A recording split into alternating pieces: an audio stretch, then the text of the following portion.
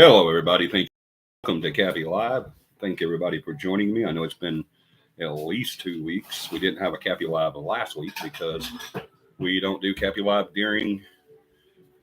The heck did you put this? Oh, we don't do CAPI Live during on the weekends that we do CAPI Camp because it's so hard getting back that late Sunday. So thank you guys for joining us. We'll let everybody get on and we'll get started with the show. Got a lot of stuff to talk about tonight. We're going to wrap up our talk series on haunted history. We're going to wrap that series up tonight, just the talking part, and then we'll start with the Q&A next week, and then we'll have our live events starting November. So, hey, emo girl. Hey, Beth. Beth's here. And we have dinner. Yeah. Having a late dinner.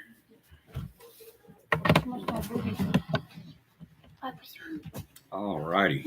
We'll let everybody get on. Welcome, Beth. Welcome, emo girl. So glad you guys joined us tonight. John said he's going to be a little bit late tonight because he had to go into work. He got called in unexpectedly to work, so he's going to be a bit late before he makes it in to the show. So we will give everybody a little bit of time to get ready and get on here.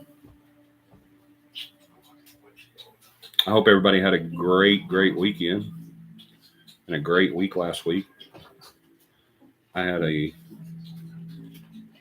pretty good week last week. It was a work week. That's all I did was work all week. And then we had a really awesome investigation last night in North Alabama that we all enjoyed. So hope everybody, remember whenever you come on, let me know you're here by saying hello in the chat. That lets me know who you're here. YouTube won't tell me who you are. They'll just tell me that amount of people is here. And sometimes that's even a lie. So I need to know who you are. And the only way I know who you are is by you saying hello in the chats. And it tells me that you're here. So I'd appreciate everybody to do that. And also, if you haven't done so already, please hit that like button. That helps with the algorithm on how the show is shared from YouTube.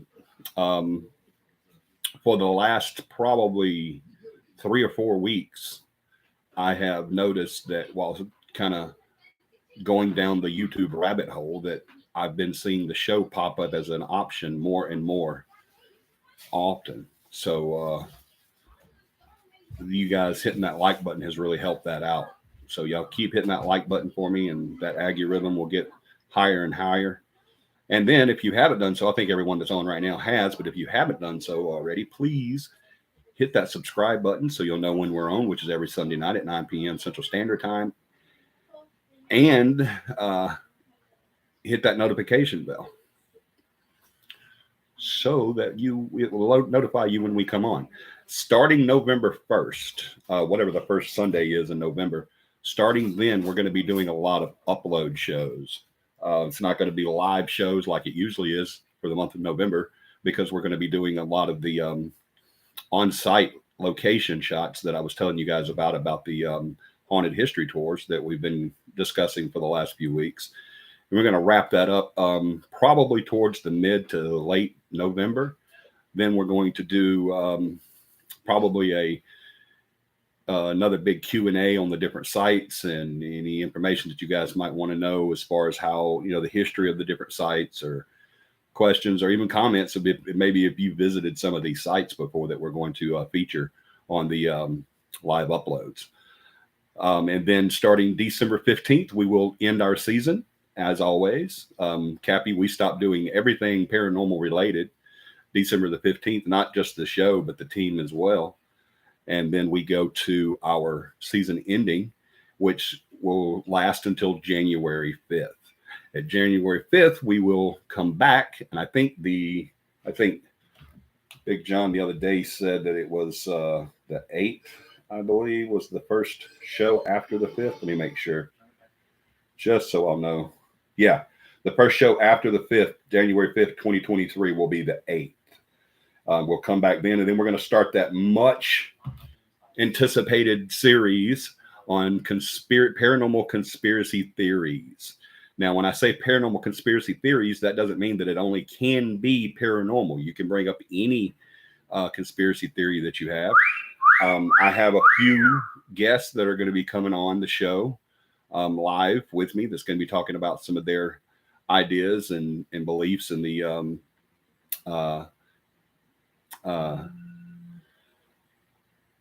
in that topic. Hello, Jenny. Welcome aboard. Good to see you on. But I have a few guests that are going to come on and be talking about conspiracy theories and stuff like that. So that's going to be a really awesome series.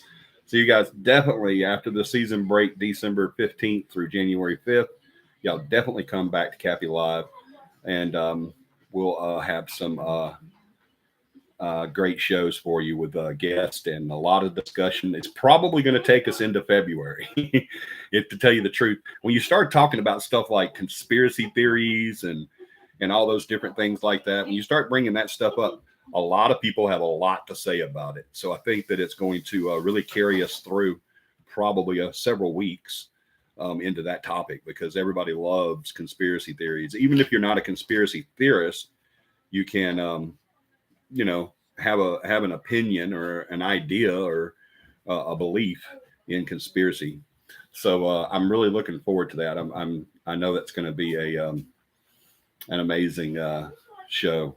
I know we're going to have Joey Rivers is going to be on the show with us. We're going to be talking about conspiracy theories. Steve Brewer is going to be on the show with us, and then I have a couple more surprise guests that are going to be coming on as well that I'm not going to name yet because I haven't finalized those dates yet. So as soon as we get that done, we'll definitely get started on that. Get started on letting you know who it's going to be and when to watch and everything else. And the way you combat not knowing when to watch is just, I don't know, watch every Sunday. Don't not watch the show, and then you never have to worry about missing something or not knowing something or anything like that. Excuse me. Sorry, I don't have a cough button. So we will get the show started. Let's get a few more people on here. As soon as we get a few more people, we will get it started. Remember, if you haven't already done so, hit that like button so that we'll know that that algorithm will go up and our show will be shown as an option to view more often. So let's go ahead and get started on our prayer request. I want you guys to know that I have a praise report, someone we've been praying for quite some time. I don't know how long, months. Lisa West has been on our prayer list for quite some time. She had breast cancer, if you guys remember. I talked to her last week, and she is doing phenomenal. She's had her reconstruction surgeries done. She did have a double mastectomy, but she's had a reconstruction surgery done, and she looks great. She feels great. I mean, it's amazing the turnaround that lady had. She had a lot of support, a lot of prayers. I want to thank everyone here for the prayers. I told her point blank, I said, you got over 2,000 people praying for you on the CAPI show, because we mention you every show. And so you've got at least well over 2,000 people praying for you on there. Paramama, did you get the name of Diana's dad? I don't. Okay. Also want add another person to the prayer list. I don't know his name. I do know what happened, and I know we can just call him Deanna's dad. All right. Deanna's dad. We don't have to have his name. God knows his name, and he knows the issue. He had a motorcycle accident today, where his leg was broken. I think that is the worst of his injuries, is a broken leg. So that's a good thing, but it's still not a good thing to have happen if you're that guy. So I've broken my leg a couple of times on a motorcycle, and it's not fun at all. So let's add Deanna's dad to the prayer list. He's in the hospital now, recovering from laying a bike down today. So, and if anybody knows anything about motorcycles, or you know someone's driven a motorcycle or ridden, or you yourself have, you know how that can be. You know that would that can definitely mean the end on a motorcycle. So let's keep prayer list as well. You guys keep Beth and Tom, our case and equipment managers, on your prayer list. They're recovering good. I saw them both last night. They look wonderful. I told Beth she looks great, better than she has in a while. She's been looking really tired. And it's hard for Beth not to look good. She's just that beautiful Southern belle kind of person. You know, she's just always looks good. But health-wise, she's looking really, really well. Tom is looking a lot better. His back is still giving him some problems, so keep him on your prayer list for that. But he is looking a lot better and not as tired as he was. Between a spouse having issues and you having issues, I know how that is. It can go pretty bad. So it's hard to handle physically and mentally. So you guys keep them in your prayers. Also keep our media manager, Stephanie, and her boyfriend, Joey, in your prayers. They have moved to a new location. From what I hear, everything is good. They're having no issues so far. Their life has turned around. They're a lot happier and just trying to live life. So y'all keep them in your prayers too. Keep John and Michelle and Allie in your prayers as well. Y'all remember his house burnt down. John and Michelle's lost everything in a house fire a few weeks ago. So y'all keep them in your prayers. They're doing really well. People have just been pouring love onto them left and right. I mean, John told me not long ago that it was very overwhelming, you know, what the reaction people have had. Hey, you had a question. How do you ward off spirit to not attack you when investigating? All right, I'll get right on that, David. Hauntings with David. Give me 1 second, okay? If you guys have a question or anything like that, just please pop it up there. I might not see it as soon as you pop it up there, but I will see it. I try to look at you when I'm talking to you guys. I try my best to look at you when I'm talking to you, but the drawback to doing it that way is I don't get to see the messages as soon as they pop up. So I miss them sometimes. So if you do pop a question up and I don't see it, ask it again. And if I still don't see you, ask again. Ask Beth or John when he's on, and they'll get my attention. Even if it means calling me or texting me, they'll call me and say, "Hey, dummy, someone's trying to ask you a question." So I do apologize for that wait, David. I don't know how long it's been up there, but I know it's been up there because there's another message behind it. So I apologize for that. But I will get that right in just a second. Also, keep Paramount and myself in your prayers. We're still dealing with our stuff and getting used to having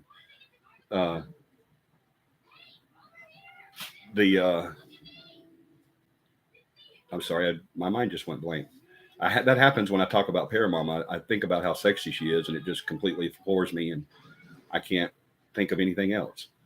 But we're still dealing with the move. We've got moved. Everything's done. We're settled in. This place actually looks like we've lived here for years now. It really does. It doesn't look like we just moved in a few weeks ago, or weeks ago, not a few, but weeks ago. It doesn't look like that. It looks like we've been here forever. It really does. We've already got our stuff put up, and most of it. We still got a little pile in the living room that we're working on, but we're getting there. But it is. Hey, Stephanie and Joey, welcome aboard. Missed you guys last night. We got to get together. I miss you guys so much, so much. But we're still getting used to having the two places and the responsibilities and money and everything. So it's killing us, but we're making it. And with God's help and y'all's prayers, we're definitely going to survive. I have no reservations about that whatsoever. If anybody else has any prayer requests, please pop them up. English peas them up there. Just pop them up there. And if you have a prayer request, as always, that you do not want to put on the chat for everyone to see, you can, Beth, if you would put mine in your email up for me, please, because John's not here.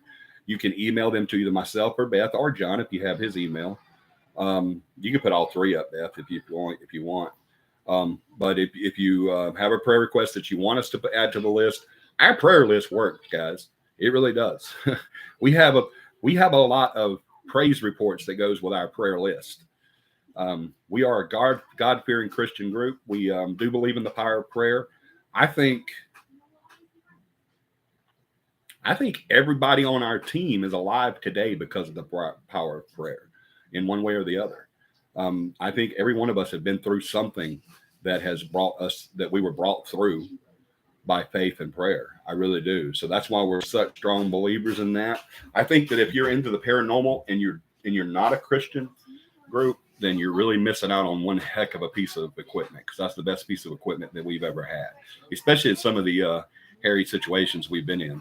If we didn't have faith in those situations, to battle what we were dealing with, then I know I probably wouldn't have made it, because and add me to your prayer list too, because I'm starting to get back on that old trend of hurting myself for every investigation. I don't know why I keep doing that, but I keep injuring myself. Beth just popped her email up there. If you have a prayer request or any type of request, just go right up there and just go to her email that you don't want to put up here. You can put it up here if you like. And if you don't want to put it up there for everyone to see, you can just pop it up there. And you don't even have to tell us what's going on. Just tell us who to pray for. And because we don't have to have the information, because God has all the information. He knows everything. All he's waiting on is the prayers to come in. That's it. All he's waiting for is an ask. And y'all know God does that a lot. He says, hey, I'm here. Utilize me. Use me. I'm right here. I'm ready to go to battle. I'm ready to do it. But you've asked. You've got to bring it before me. But I was at the investigation last night, and I went around a building and had kind of a crash. And I went down. I messed my elbow up. It's been hurting all day. It hurts if I lift it above my head. My right knee has been on fire ever since then. My shin got banged up. It was a big metal bed extender, truck bed extender, and I lost. Me and the bed extender had a fight, and I lost. Hit one, so I got all banged up. But I did make it through the investigation. I wasn't as mobile as I usually am on an investigation. I had to sit down a lot last night because I was hurting. But at least you made it through camp, right? But used to be, it was a rule that if Johnny didn't hurt himself, then it was not an effective investigation. It wasn't a good investigation until Johnny injured himself. I hope I'm not getting back into that, because I got tired of getting all banged up and everything. I've broken bones and got cuts and scratches, and I've winded up in the emergency room secondary to an investigation many a time. So hopefully I'm not getting back into that trend. I better not be. What else? Okay, upcoming events. We have CAPI Camp. What?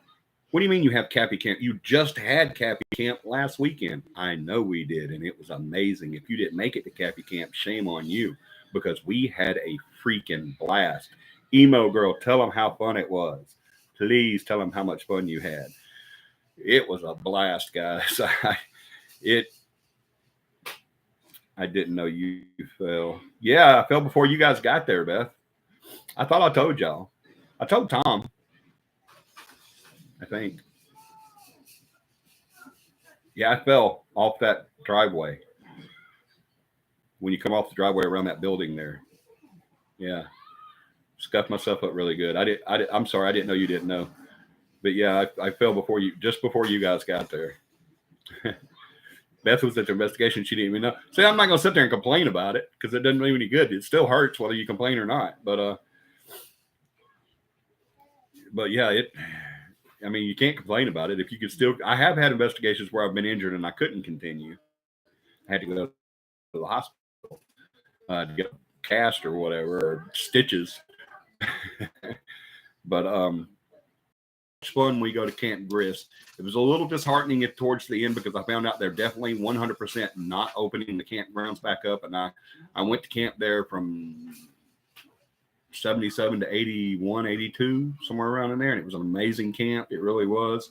It was a great youth camp. The last 2 years, I think I went there, it was co-ed, and that was fun. That was really got fun. But I see y'all's comments popping up. I'll get to them, I promise you. But yeah, we had a blast at camp. And now we're going to do another one. February 4th, 5th, and 6th. I hope I got that right. Did I, Paramama? I don't remember. I think so. I think it's February 4th, 5th, and 6th. If I got that wrong, I'll fix it. Okay. But yeah, we got another camp coming up. And this one's going to be cabins and tents. If you want a tent camp, you can tent camp. If you want to camp out in a furnished cabin, you can camp out in a furnished cabin.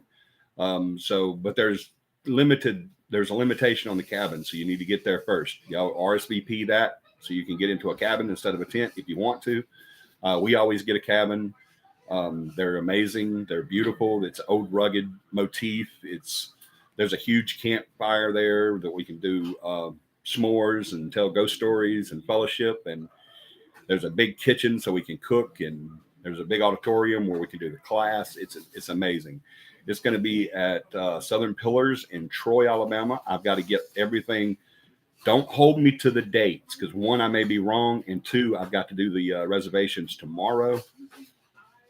Okay. Thank you, Beth. It's 3rd, 4th, and 5th. Thank you so much, Beth. February 3rd, 4th, and 5th. Now, don't hold us to those dates now because that's just the dates that we put together. We still have to talk to the camp. I'm sure it's not going to be an issue. Excuse me. It usually isn't with them, but I will get everything done tomorrow and get that set up for us.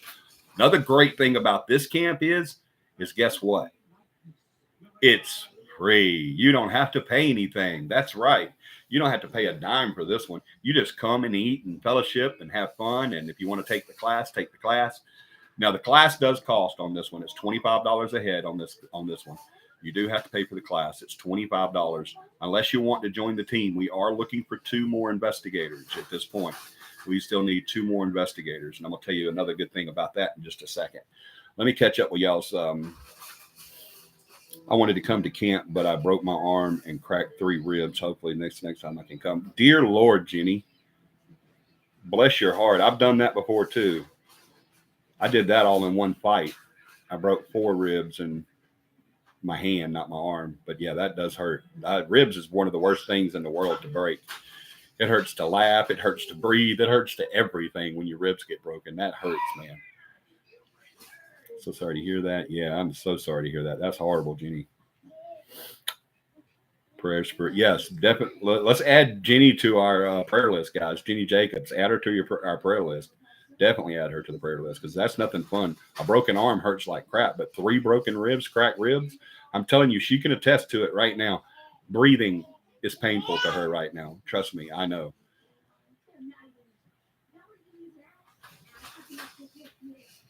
You know we're going. Yeah, I know you're going, emo girl. Cabin, please. That tent and air mattress whooped my butt last weekend, right? Mine kept deflating, man. I can't tell you. Let me see if Paramama can do it. Paramama, how many air mattresses have we bought in the last 13 years? Huh?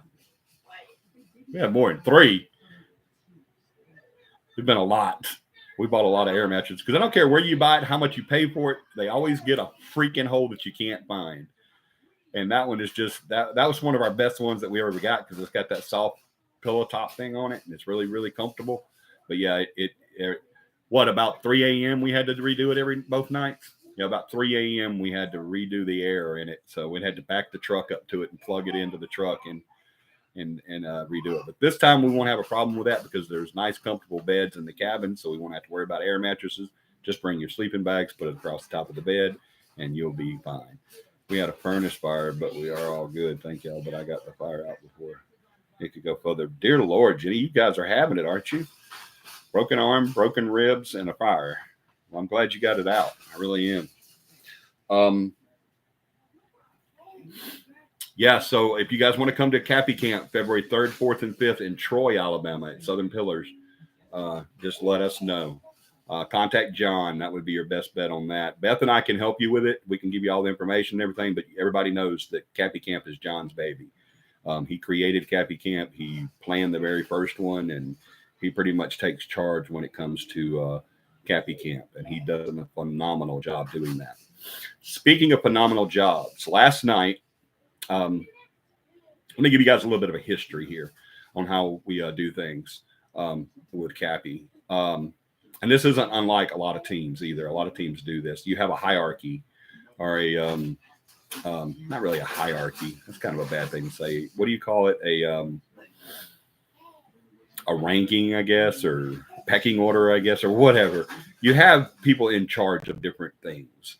Like our amazing media manager who turned our Facebook into a monster is Stephanie. Our safety and security manager is Joey. Our case manager and client liaison is Beth. And our team manager is John. And of course, I'm the founder and lead investigator. But what I do is whenever we have teams, if we have a large investigation, or if not everyone can go on an investigation, I have to have a team lead to send on investigations that can be with the investigators or investigators in training. And it has to be someone that knows how to investigate, knows how to do all the equipment, and is a good leader. And so for a while now, all I've had is myself, John, and Beth, and that's the number of team leads that I've had throughout the history of CAPI. I've never had more than 3 team leads. And what I usually do is whenever I have people that are on investigation that are not team leads, a lot of times I'll put them in charge, and all I'll do is just say, so-and-so's the man tonight. And that means that person is going to call the shots, that I'm not in charge, and whoever else is there is not in charge. Whoever I say is the man, that person's in charge. And sometimes not even announced to the team. The reason I do that is because I want to watch that person. I want to see how they handle stuff. I want to see what their suggestions are. I want to see how they utilize the team. I want to see, I don't want someone up there that's going to say, okay, you go do this, you do that. I'll be over here. Let me know if it works. No, it's not a good leader. I like people that will say, well, what about if we can do this? What do you think? Or because they utilize people that has had more experience than them, or they utilize people to do stuff that has more experience on that piece of equipment with them, or than them. So, that's just kind of the stuff I look for. Well, for the last few months, I've been putting different people in. And yesterday was looking at my notes, and I seen that Tom was pretty much up for team lead. He was pretty much there. So I said, well, let me watch him tonight, and then we'll make that decision. And then I decided on the way to the investigation last night that I wasn't going to say anything to anybody. I said, I'm not going to say a word to anybody. And then on the show, I'm going to make an announcement if it goes well. If that does, which I knew it would. Anybody that knows Tom would know it would definitely go well. But then it's funny because then after I went through the entire investigation, we went and ate afterwards and talked for a while after we ate and everything, and I kept it in. I didn't say anything. I said, I'm going to surprise everybody on the show. And then on the way home, it was just eating me. And I was like, oh my God, I got it. And so I called the team and I said, hey, y'all get on conference call. I got to talk to you. And what I did on that conference call is what I want to announce tonight to everyone else.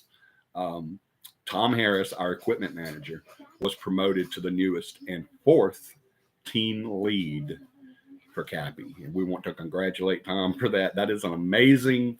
The reason why that's so amazing to me is in all these years of doing CAPI, I've never, and that's back in the day, it was always myself and the co-founder Corey, and then our team manager Mike.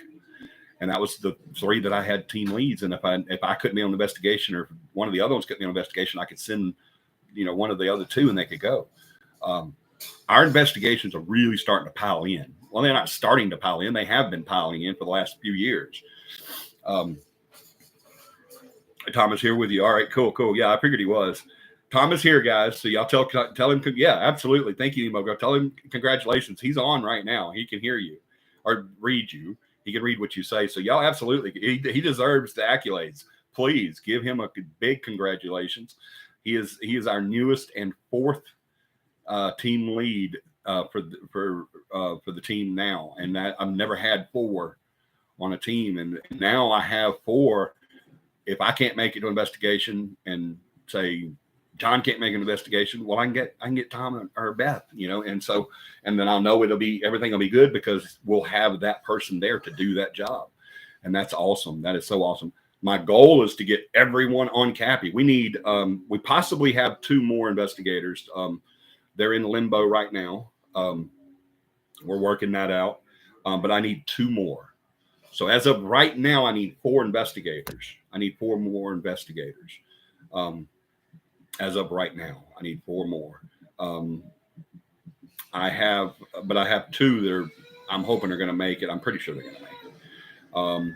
But then after that, I still need 2 more. Not long. And the funny part about that is not long ago, I told the team, I got so aggravated. And I told the team, I said, look, no more investigators. Let's just don't do any more investigators, please. I'm sick of it. Because everything kept going wrong, and we'd hire someone to do this, and they would mess it up, or they would do something that would, compromise the team's integrity or something like that. And I was just like, I can't do it no more. I just no more. But now that I look at it and I see every weekend investigations are popping up, and our case study is lagging. We had that conversation last night. The team and I did have that conversation today, actually, through group text. Our case studies are lacking, which if your case studies lack, then your reveal to your client lacks, and that's never a good thing. Because to the client, to us, the investigation and evidence gathering is the number one thing that we do. That's above everything. That's what we do. That's why we are who we are and what we do. That's why we do it. But to a client, evidence reveal is the number one thing. You being in their home investigating is actually kind of a burden on them because they're having to open their home up to strangers. You're there for hours. And, and they're usually towards the end, they usually get tired and kind of cranky. And they're like, oh my gosh, will you guys please leave? They don't ever say that. I mean, I have had people say that, but usually they don't say that. They're ready to be, or, this is kind of awkward to them and it's very intrusive and all that. And we understand that. Well, he says, thank you. He deserves all the accolades he can get. He does, guys. He is such an amazing, amazing person. Him and Beth both. I walked to the end of a rainbow and found them, guys. I'm not kidding you. I walked to the end of a rainbow and found both of them sitting in a golden pot because they are, oh my God, amazing. Just, I can't say enough about Tom and Beth and everyone, John and Stephanie and Joey. I mean, our team. Don't even get me started. Y'all know, because 2 things are going to happen. One, I'm going to rant and rave on it for the next 20 minutes, 30 minutes, and then I'm going to cry. So just say thank you. Congratulations. Everything's cool. That'll keep the waterworks from happening. But what was I saying? What was I saying when you came in? You were talking about how important it was to be able to do the. Oh yeah, the clients. To the clients, the most important part of the investigation to them is evidence reveal, because that's why they called you, is to get some clarification. 90%, and Beth will contest to this because she talks to all of our clients. 90% of the people that call us and want us to come in and do an investigation want us to come in to do an investigation so that they can prove to people that they're not freaking crazy. I mean, that's why they want us there. They're like, please prove to me that I'm not crazy and to my family. And so evidence reveal is their number one thing. Everything else is just kind of a bothersome, but a necessary evil to them, while it's our funnest part of it. But to them, evidence reveal is why they called us in the first place. So that's something that we've got to work on. And I'm telling you guys this, not to give you our backstage business, but to or speaking out of school, if you will. I'm telling you this because that I want you to know the importance. Whenever you go on a team or you start a team, the importance to your client is not all the stuff that you do, not the live broadcast that you do, not the radio shows that you do, not the Oh my gosh, I forgot to tell the team about that last night too. Beth and Tom, I completely forgot to tell you guys that we have a radio show coming this Friday. I completely forgot. I'm gonna announce that as soon as I get done. Dang it, man, my memory. But not all the stuff that we do, is important to your clients. What's important to them is the results. That's why they called you. They want results, and if you can't get that done in a timely manner, then you're going to lose clients, right?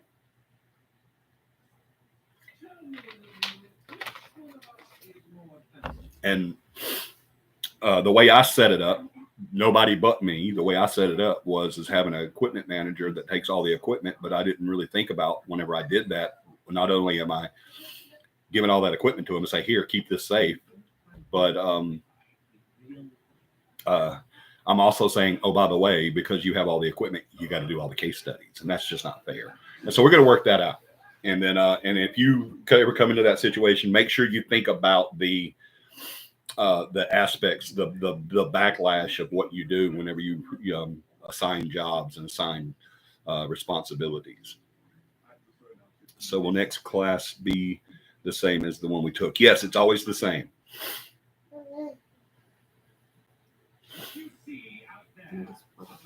Yes, Emo, it's the same, maybe told in a different way. Exactly.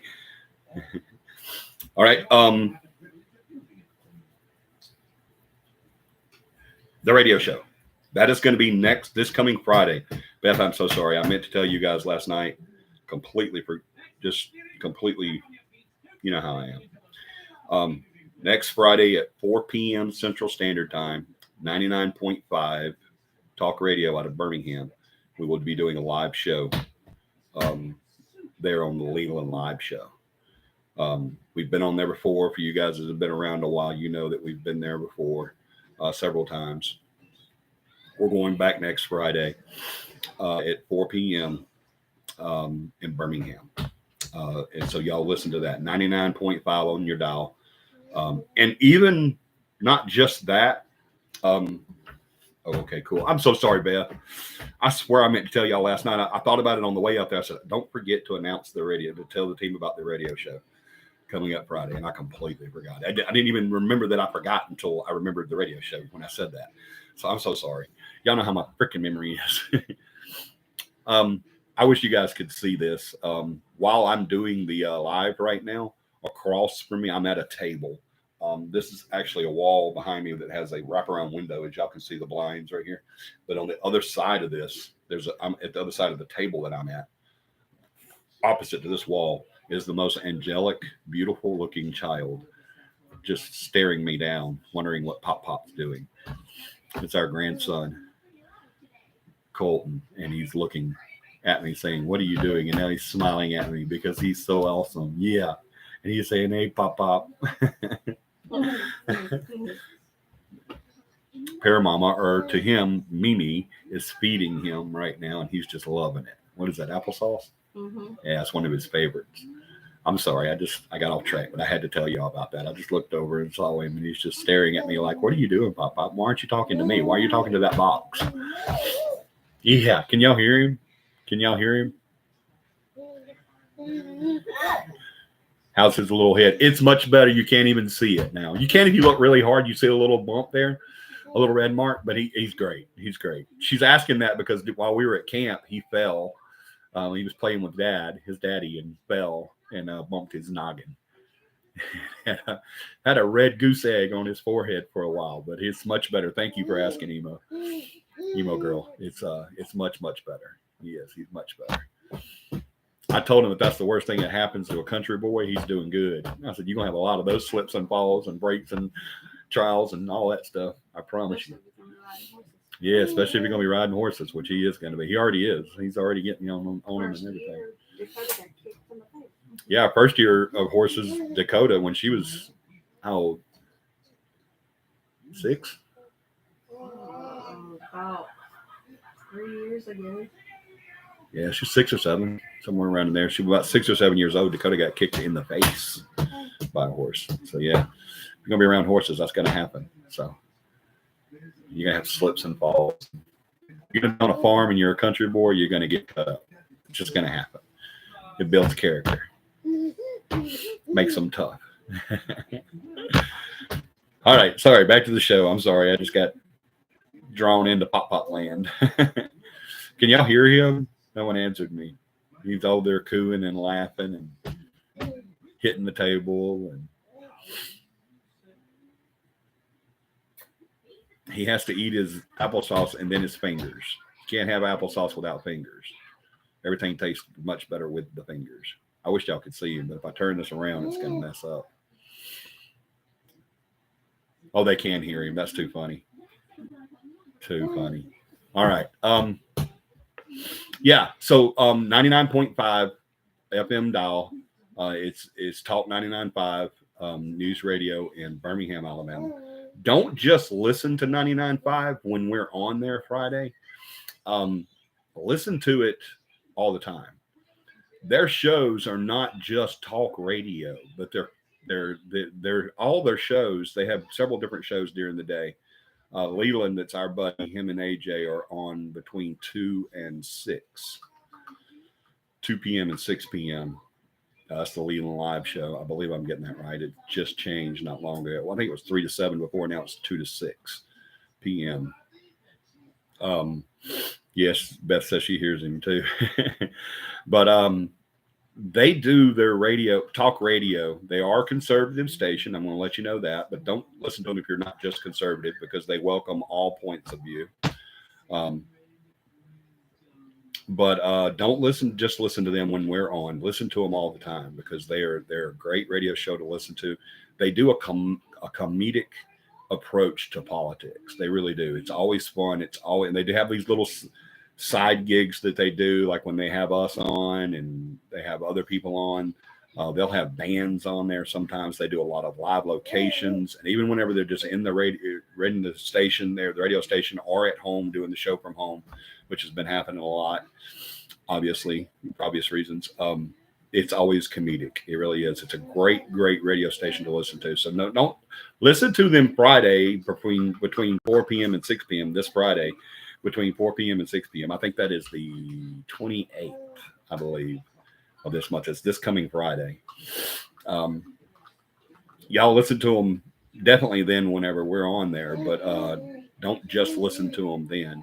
Listen to them all the time. You won't regret it, I promise, especially if you're conservative. But even if you're not conservative, you'll like the show. And you can call in and voice your opinion. They never say no to anyone when it comes to calling in. They don't say, what is your religious views, before you get to talk. They welcome all points and all sides. And if you like to debate, Leland is one of the best debaters I've ever come across. He's pretty awesome. So guys, listen to 99.5 talk radio in Birmingham, Alabama, all the time. Don't just listen to them whenever we're on there. Listen to them all the time. You will not regret it, I promise you. All right. I think that's everything, if my memory serves. I got to blindside the team about the radio show. They had no idea. I think that's it. I think that's everything that I needed to announce tonight. Guys, definitely join us next CAPI camp. It's going to be so much fun. It really is. I'm not kidding you guys. February 3rd, 4th, and 5th, Troy, Alabama, at Southern Pillars. It's right outside of Troy, off of 82. You won't regret it. I promise you. It's a lot of fun. And if you want to come in and take the paranormal class, do that. It's well worth the $25 that it costs to do the class. But don't not do the class because of lack of funds. I'm trying to position this microphone a bit better. There we go. Don't not do the class because of lack of funds.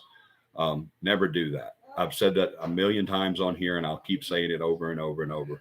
I never turn anyone away for the class. If you want to do the Paranormal 101 haunting class, if you've ever wanted to know how it is to investigate the paranormal, or how to use the equipment, why we use the equipment, how to collect evidence, the legalities, the respect, the safety, will be here. Good Lord, much love to everyone. Hopefully John will be on soon. Good night, Beth. We love you. Thank you for being on tonight. I thought you said Sam will be here before you know it, but it's 5 a.m. Oh, by the way, Beth, let Tom know that I go in at 10 a.m. Okay, let him know that I go in at 10 a.m., not 5 a.m. I keep banker hours. I'm going in at 10 a.m. tomorrow, not 5 a.m. So just let him know that before, as you're laying down, say, "Oh, you have to be in at 5, or you have to get up to go to work at 5." Johnny doesn't have to go in until 10 a.m. Love you guys so much. Good night. Um, but yeah, if you want to take that class, don't not do it because you can't afford the $25. That's not an issue. All right. One, the camp's not going to cost you anything. I'm taking care of that. So that's not going to cost you a dime. Your food won't cost you anything. The only thing you got to pay for is your gas to get there. And if that's a problem, you can call me, John, or Beth up, and we could probably come and get you so you don't have to pay for that either. All right. So there is no excuse not to come to camp. The last camp that we did, class was free. I do that every now and then. I'll say, hey, no charge for this camp. This coming class that I just did it this last class, so I can't do it this coming class. But if you don't have the $25, talk to us. Don't just say, "Oh, I'm not going to come because I can't afford $25 right now." Don't do that. We can work that out. That's not an issue. All right. So that would be the only thing you have to pay to go to camp. The 3rd, 4th, and 5th of February in Troy, Southern Pillars, in a cabin by the woods with a big bonfire. Ghost stories, s'mores, informative information about the paranormal, everything you ever wanted to know, everything you ever wondered about. Do it. Yeah, yes, definitely come chill out with us during CAPI camp. We do them all year long. We don't do them just like once a year or we do them throughout the year. Luckily, I have a wife and kids that love to camp. We all really love camping a lot. So y'all have definitely got to come and just have fun because it is a lot of fun. So definitely come to CAPI camp. We do it all the time. All right. I think that's it. Let me get back to that question that we had earlier. I don't remember what it was now, but I know that somebody asked a question.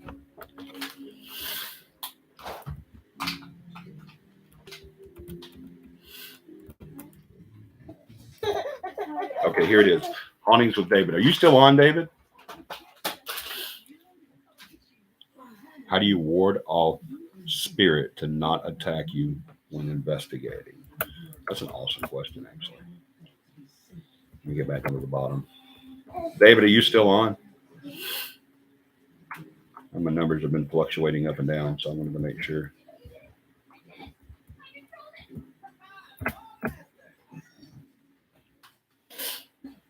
Pumpkin Ed.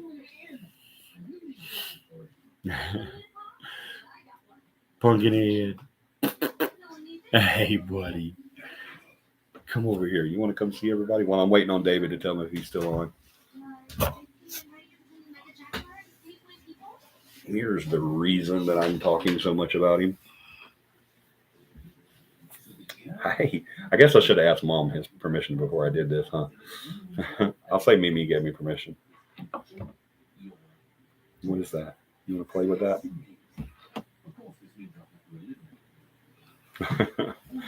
If you take the mic, you have to. If you take the mic, you have to talk. He turned it up. What the crap? He's so strong.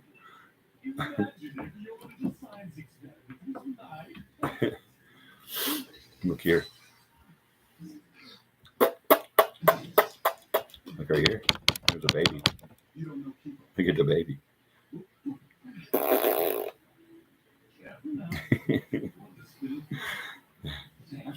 I guess David is not on. He said some of us have to work for a living and others just lollygag around. That's right. That is absolutely. Hey, John. John's on. Also, hey, buddy.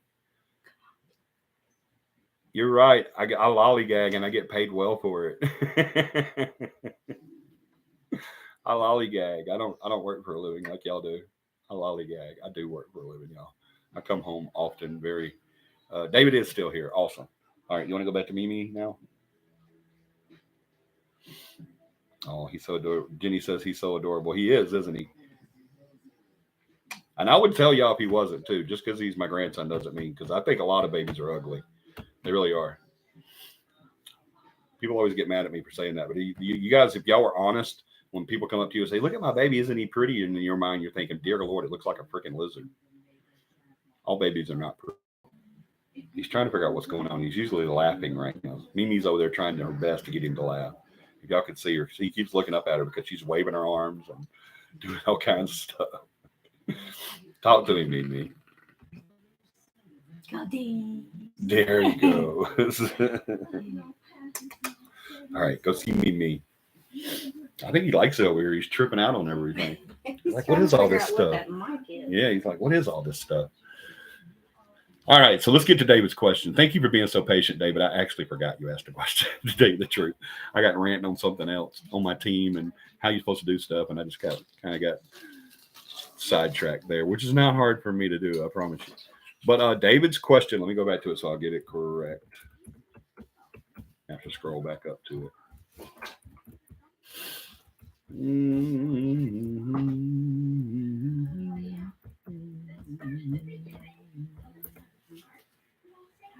Hey, had a question. How do you ward off spirit to not attack you when investigating? I'm so sorry, guys. I'm getting the sniffles. I don't know what's going on. I didn't feel well this morning, but I thought it was just because of the fall, because I've been sore like crazy, but I've been getting the sniffles and my head's been kind of big. I hope I'm not getting sick. I can't afford that. But I'm going to answer that in a two-part. All right. The reason is because sometimes you kind of want them to. All right. Let me see here. I've been attacked. I've asked to be attacked. Like I've asked for them to scratch me, and I've asked for them to touch me and hit me and all this kind of stuff. I've asked them to scratch me and touch me and hit me and push me and all that stuff. And sometimes they have. So it's not bye, buddy. Bye, buddy. Bye, bye. So sometimes it's not a bad thing for them to attack because you want them to. Sometimes when you start going into provoking, it's something you kind of want to have happen. But I see where the question's going. That's why I wanted to do it in a two-part. Sometimes I want them to just to get the their adrenaline energy going, and to get that evidence. Because sometimes if you provoke them enough to where they do attack, when they're attacking you, their guard is down, and they're focusing the energy and thought and ability and everything on the attack while you're gathering evidence of said attack. All right. That's a lot of evidence.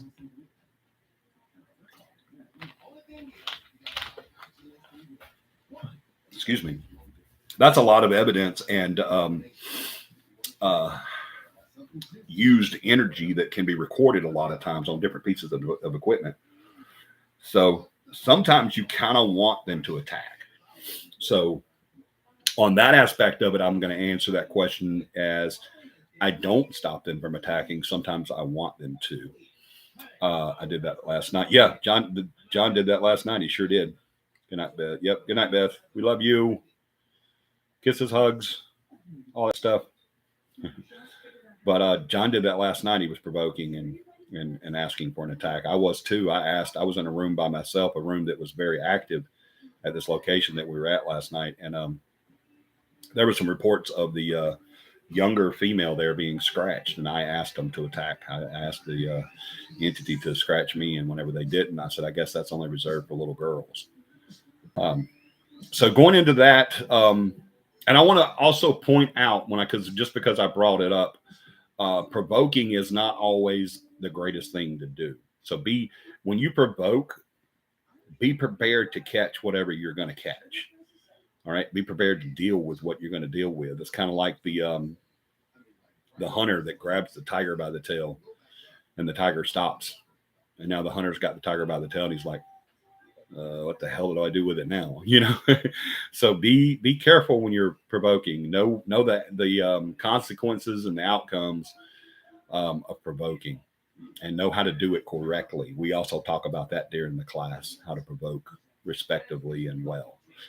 Now to flip that coin over, we're going on an investigation, and we don't want to be attacked. We're not looking to get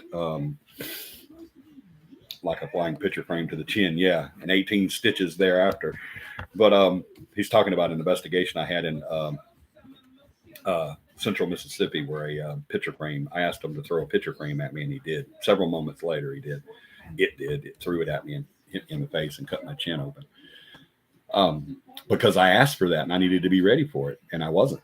So be prepared when you provoke and say, hey, attack me. Do that to me. If you did it to a little girl or a little boy or this family, then do it to me. Be prepared. Be prepared for that wish to be granted, because it can be, and a lot of times it will be. So know how to do that. Know how to handle that whenever it does happen. I have been injured several times. I couldn't tell you all the different injuries I've had. I've broken bones. I had to be carried out of woods, about 270 yards out of woods before. And I'm not a little guy, but I had a bigger guy carry me in his arms out of the woods because I broke my ankle and my foot. I've broken ribs. I fell upstairs and broke the top of my foot. Fell upstairs, not downstairs, but upstairs. I was almost pushed into an elevator shaft, an open elevator shaft. I was cut. I had a picture frame, a brass picture frame came off, and the glass hit me in the face. The center of the picture hit my forehead, and the glass just shattered, and shards of that coming off of the break cut my forehead a little bit, not bad, just cut it a little bit, but it did. A larger shard came down and sliced my chin open, and whenever I would talk, both sides of my chin would go like this. So it was pretty bad, and so they had to go in there and put it back together and restitch it or stitch it up. So I had 18 stitches. I've been attacked mentally. Sometimes that's worse than physically. There's a lot of stuff that can happen when you're doing that, so be careful. So let's go to the other side of that coin again before I get sidetracked again. But let's say we're going and we're not looking to get into attack. I don't have a problem with that. Okay, I'm not saying that if you can't go provoke, then don't investigate. I'm not saying that at all. As a matter of fact, I'm saying if you don't know how to provoke correctly, don't provoke at all. Do the investigations. Go do that. Make a career out of it, like I have. Turn it into your life. Do that. That's awesome. I encourage everyone that's in the paranormal to turn this into their passion. Do your job and feed your family, but make this your real heartfelt career. And even if you've never provoked it in your life and you don't plan on ever doing it because you don't know how to provoke correctly, then don't do that. That's as simple as, that's it. So don't think I'm saying if you don't know how to provoke, you're not a good investigator, because that's bullshit. A good investigator doesn't have to provoke. All right, it's just another tool that you can use if you know how to use it correctly. The same thing about any other piece of equipment. Don't take a friggin' video camera out there to investigate if you don't know how to use the video camera. Don't take a K2 meter if you don't know how, why, and what it does. Just do what you got to do to learn that. Paramount, where's that camera? I just remembered something when I was talking about equipment. I want to show y'all a camera. It's a lot like the one I used to use. I just found this not long ago at a auction. But let's say you want to go on this investigation and you have a picture frame thrown at your head or be pushed down a set of stairs or through a freaking elevator shaft. You want to get out of there without the injury and out the danger and everything. There are certain things you can do to help prevent that. There is no surefire way to protect yourself 100%. People say, well, I'll wear a St. Michael's pendant. Well, what if your spirit's not Catholic? Well, I have a Bible in my pocket. Well, what if your entity is not Christian? What if you're dealing with a demonic? God forbid, but it could be. You don't know until you get there, right? You don't know what's going on. Your client can tell you something to make you think you may have a demonic entity. That's possible. Thank you so much. That looked very painful. Well, I moved one bag and my bag of hair Everything stuff fell on the floor. Are you serious? I'm so sorry. I can get it if you like. You don't know what you're dealing with till you get there. All right. So don't come at me with the fact that you've got graveyard dirt and coffin nails in your freaking pocket. Don't come to me with you got rosary beads around your neck or in your hand. Yeah, because you have to massage them. Don't come at me and say I've got my crucifix around my neck. Don't come at me and say I've got my Bible, my New Testament in my back pocket and all this. Don't come at me with all that stuff because it kind of, and I'm going to get in trouble with this. I know I am. I always do when I'm not going to do it. I'm not going to do that. I'm not going to even. I go in every investigation with faith. Every investigation I go in with faith. I don't always know my clients' religious or political views. As a matter of fact, I have some clients that I don't know that I've known for a long, long time, but I've never known them. And I may never know them because it's none of my business to know. I don't care what their religious views or their political views are. That's none of my business. But I go in every investigation with faith. I'm not afraid to go in an investigation where I think that it could be something evil there, something dark or demonic. I'm not afraid to put myself out there. I am afraid to put my team through that. I am 150,000% afraid to put my team through that because I know that a lot of my team can't handle that, if any. They haven't been tested yet. Not by me, but by a true situation. We can stand up on our high horse. Like right now, hey, Melissa, it has been a long time. How are you guys doing? How's your better half? Is it better half or worse half? I don't know. I know he was battling cancer. This is Melissa CAPI, y'all. We had her husband on, and I can't remember his name because I haven't seen y'all in so long. I wouldn't remember your name if it wasn't written in front of me right now. But her husband is the one that had cancer that it beat it. We did prayer for him after prayer for him after prayer for him, and then we did a praise report for him too. I'm telling you, our prayer reports work. We stand on the Bible when we do our prayers. They work, damn it. That's awesome that he made it through that. I think he's cancer free.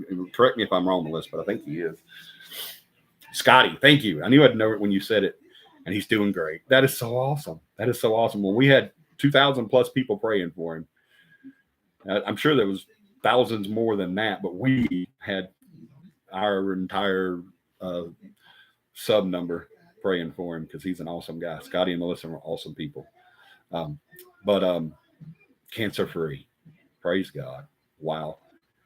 Don't tell me cancer is a death sentence. Don't do that. Don't tell me that. Just like don't tell me you're protected because you got a rosary in your hand or graveyard dirt or coffin nails in your pocket when you go in an investigation. Don't tell me cancer is a death sentence because it's not. Cancer is a disease. People say there's no cure for cancer. Yes, there is. Y'all can believe that if you want to. Believe all day long. Ask Scotty if he believes there's not a cure for cancer. He knows that there is. Ask Lisa West if she believes there's not a cure for cancer. She knows there is. It's called faith, prayer, and commitment, baby. Praise the Lord. That is awesome. Awesome, awesome, awesome. Anyway, y'all gonna get me all started up. I'm gonna preach here in a minute, dadgummit. But there is nothing you can do, David, to 150,000% protect yourself from harm during an investigation. That's why I tell people during the class, this is not a normal thing to do. This is a paranormal thing to do, hence the name. You can carry all the talismans and crystals and coffin nails and rosaries and crucifix and Bibles and all that stuff you want to, but you're putting yourself into a situation that is not normal, that is supernatural. That's kind of one of the reasons why the Bible kind of frowns on what we do. I don't believe that it frowns on the how we do it. I think it's perceived that way by most of the Christian community, that we do it that we're devil worshippers or spirit mongers or whoring for entities or stuff like that. But we don't do that. We don't go a whoring to have a bidding. We don't do that. We go to record their existence, give them a voice, and celebrate them. We know they're there. The Bible even talks about them. Heck, Jesus left one for us to hang out with till he comes back. So that always gets me when Christian says ghosts aren't real. It's like, well, you better hope they are. You're in trouble if they're not. Your liaison's gone if they're not. But and don't come at me with that's a different situation, because it's not. Don't try that. But let's don't get on that. Y'all get me debating and we'll be on here all night. But that is, I can't get over that. That is so freaking awesome, man. Melissa and Scotty, you guys, if y'all don't know them, they had a team there for a while. I don't know if they still do. I know they had to put everything on hold for Scotty's treatments and recovery and everything. So, but they're wonderful people. We've worked with them before in the past, and Melissa's a longtime listener of the show. She hasn't been on in a while, just like she said, but we do love them, and we respect them in this field and everything. And that's awesome that Scotty's doing. It's cancer free. That's just so. I just love that when it happens. When I heard about Lisa, I was just like, oh my God, because when we first heard about Lisa, it's like, it's not good. She's not doing good. She's, it's bad. It's both breasts. It's moving throughout, and all this stuff. And then I was just like, okay, we got the cure, baby. So don't come at me with, there's no cure for cancer, because there is. Cancer is not an incurable disease. It is curable. I promise you it is. Some people say there's even a medicine out there that will stop it, but we're not. Well, that's next series, next year, when we get into the conspiracy theories. We're going to bring that up to the medical conspiracy theories are going to be out there too. But I know prayer works 100%. Our co-founder is here because of prayer. My son is here because of prayer. I was told in 2001 that I had 6 months to live, and there was nothing they could do about it. Nothing they could do about it. That I had 6 months, possibly a year with surgery and treatments. But other than that, no more. They had put an expiration on me and said, you're out of there. And then my preacher came in there and asked me what was going on, and I told him what they said with tears running down my face, and he said, don't worry about it, you're fine. You are fine. I talked to my doctor on the way over here, and he said, you gonna make it. And he was just laughing and said, it's just funny that they say you're going to die, because my doctor, who's a hell of a lot more qualified than they are, says you're going to be fine. So don't come at me with that. That's awesome. Awesome. I just get excited when I hear stuff like that. I really do. When man gives us a expiration date.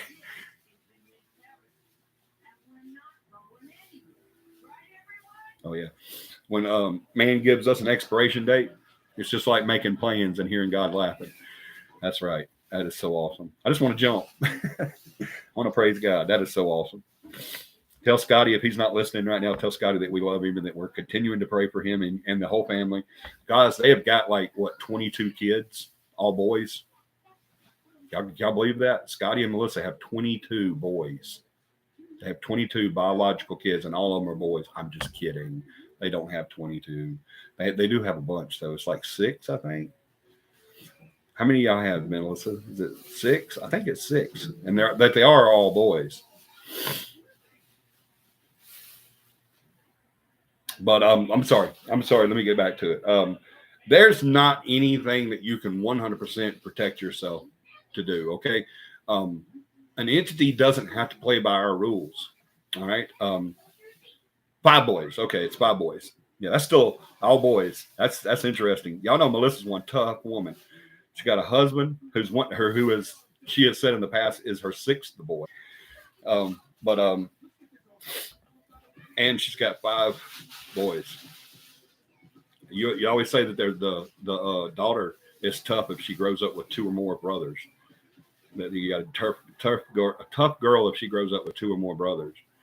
But the mama is tough if she grows up with 5 boys, 6 boys if you count Scotty. But yeah, so you can go in there and take the precautions that you need to take, and don't get me wrong. If your faith is to take a rosary in there, then take that rosary with you. I never tell anybody not to do that. I've had people on my team that said, hey, I'm taking in graveyard dirt and coffin nails. As stupid and ridiculous and simple-minded as that sounded to me, and the person was really simple-minded, but as stupid and simple and minded as that sounded to me, I didn't say, no, don't do it. I said, I'm good with that. Go ahead. Whatever it takes to make you feel better, please do that. I'm gonna get to y'all's comments, but please do that. Take that. So, I mean, don't not do something because Johnny says it's not a good idea. Whatever it takes to get your faith built up, because that's your number one weapon against harm and being attacked is your faith. But I'm not going to sit here and tell you that I've stood up to a demon and not been hurt, because I have stood up to several demons and I have been hurt. It's part of it. If there was a way to make sure 100% that would never happen, then believe me, I would have my team doing it every investigation. But there's not. There's that risk. There's always a risk that there is going to be some harm. I've been harmed, and I don't know many investigators that have more faith than I do. I've never walked away from an investigation. I've walked away from an investigation because of the living, but I've never walked away from an investigation because of the dead, because I didn't know what was going on. Let me get to y'all's comments, because I've avoided them long enough. Okay, I heard Scotty was great, cancer-free. I'm listening. Yes, I understand. Thanks for listening. I got grabbed or punched. A pain gradually came on my right side of the throat. Oh, man. Right in the middle of reading that thing pops up. Of throat. It's never hurt like that before. As Madeline at Midland Church in the Panhandle. Bless your heart, man. I'm sorry about that. But I will tell you this, David. If you go into a situation like that and you are harmed, go back. If being harmed. Now, I've been harmed and had to leave because I couldn't physically continue. I obviously could not traipse through the woods over 75 to 115-year-old grave sites, some of which were falling, with a broken ankle and broken foot. I couldn't do that. I had to leave. I didn't have a choice. But if you're going to remain in this profession, if you're going to do this for any amount of time, and you are harmed, I hate that happened to you, buddy. I really do. David's a great guy, y'all. I know David personally. He's a great guy. But if you're going to do this, and I know David is doing this, he's committed himself. He's very passionate about this. Don't not go back there. Okay. I'm not saying if you fell off the horse, get back on it. I'm not saying if you wrecked your bike, buy a new tire and go back at it. I'm not saying if you fell off the swing, get up and get another push. What I'm saying is, if you're going to do this as a passionate career, like I know you are wanting to do, then you need to go back to that location. All right. And face that.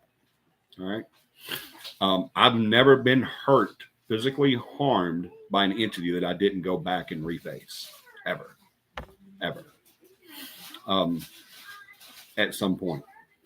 So build courage up, get that faith going, go back and face it. Don't let it leave at that, especially if someone lives where you're at, where you were injured at. All right. You're doing your client a very big disservice if you do that. All right. For obvious reasons. And if they're not obvious to you, then PM me and I'll talk to you about it. Let's see. Knowing what to look, listen, and feel for during the investigation will help you understand how to handle dangerous entities. Absolutely, John. Thank you very much. That actually is a great answer to his question. And I didn't get it the way John did. I mean, he did it so much more better than I did. Knowing what to look, listen, and feel for. And that's one of the syllabuses in our class, is knowing what to look, listen, and feel for. 100%, John. I agree with that. I love that. Yeah, if you know what you're looking for, you can avoid being damaged or harmed or attacked in any way. Absolutely, you can. Here's how it usually happens with us.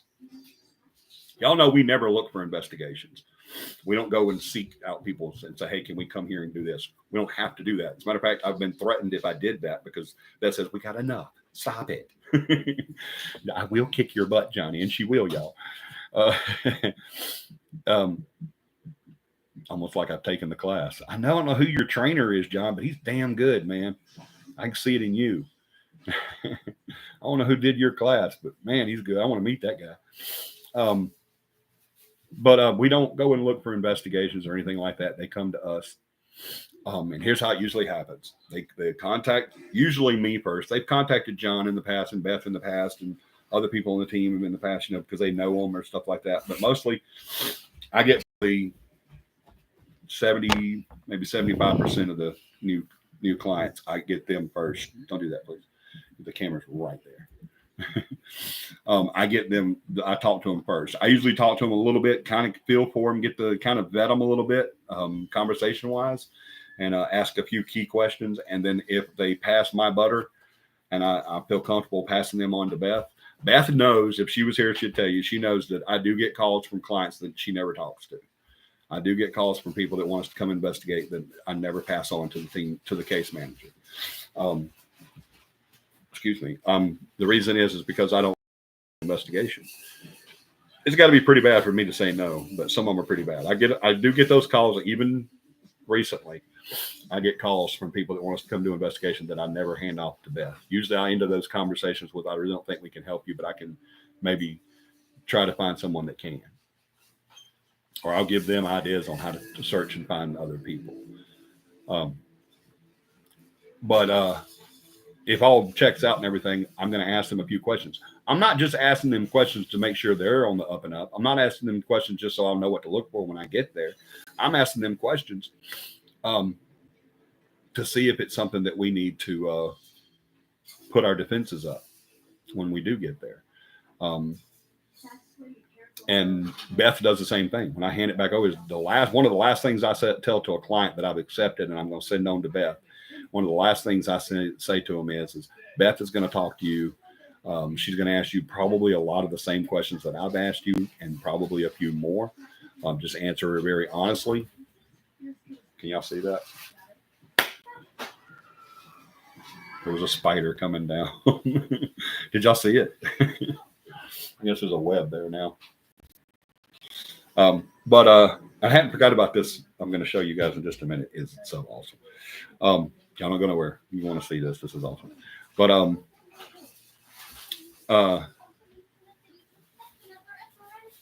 he was a bit of an asshole. Was he really, John? Sorry.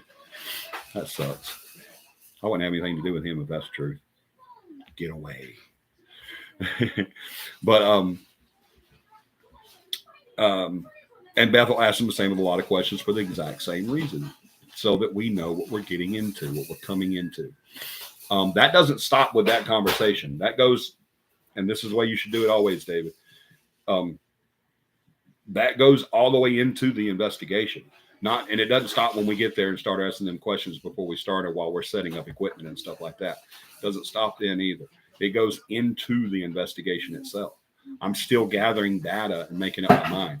My team knows that if I say clear, y'all clear out, that means don't ask me any more questions. Just drop whatever you're doing, leave, get out of the house, take the client with you. I need to be there by myself. They know that. They don't ask questions about it. If I go to them, and I have gone to them a few times and said, hey, I need you guys to go clear out. Usually I'll tell John, the team manager, I'll say, John, and he'll say, yo, I'm like, clear it out. Nobody asks any questions. I don't get a why, what's going on? Or you want everybody out, or do you want me to stay, or anything like that? If he stays, it's because I told him, hey, I want you to hang out with me, buddy. And they don't ask questions. They just know. They know, okay, it's time for us to go. Because they know that Johnny would never, ever, ever ask them to leave unless it was important. I would never, ever ask them to leave. Well, wait a minute now. In your class, you say don't investigate alone. I'm not investigating alone at that point. I'm confrontational at that point. I'm confronting alone. Well, why wouldn't you want someone there to help you? I do want someone there to help me. Sometimes there are. I've had Beth and John stay. More John. Because he's getting to that point to where he can do it by himself. I think he has, actually. Or no, he didn't. May have. I think I thought he did, but he didn't. But anyway, know the investigation, know what you're going into, know what to look, listen, and feel for. And that's the best answer I can give you. And it wasn't from me, it was from John. I'm not taking credit for that. That's the best answer I can give you, David, is know what to look, listen, and feel for. Know if you need to continue it or not. Know if you need to go on with the investigation, or know if you need to look at your clients and say the best thing for you to do is get you a priest and get the hell out of here, because that's what I'm fixing to do. So yeah, just protect yourself. Know what you're getting into, and once you do get into it, know what to look, listen, and feel for. That's the biggest thing. Two grandbabies and one being born anytime now. Awesome, Melissa. That is too cool. We just had my grandson on just before you came on. We had my grandson on. I think he's getting fed right now. Mama's feeding him. He was getting some apples. Usually he'll eat some applesauce or whatever baby food they give him. And then he goes back to mom and gets mom's milk. So I think that's what he's doing now. So I can't go and get him. But yeah, we just had him on. That is so awesome. Yeah, see, Scotty can't go anywhere. He's got to stick around.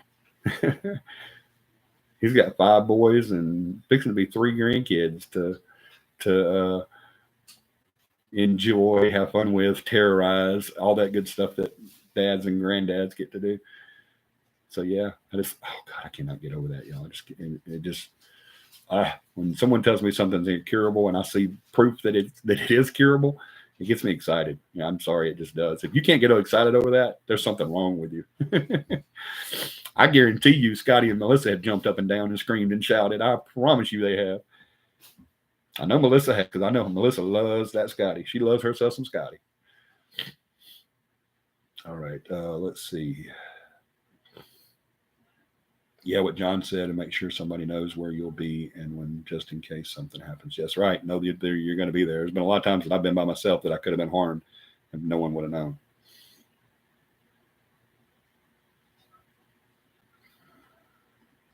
All right. Well, I hope that answers your question, David. I really do. I want to open the floor up on Q&A for the haunted history on all. Wait a minute. Before we do that, well, you could go ahead and, if you got any questions on any of the places that we've talked about throughout this series, just pop them up and I'll be more than happy to answer them. I don't think there's a question you can ask me about any of them that I don't know.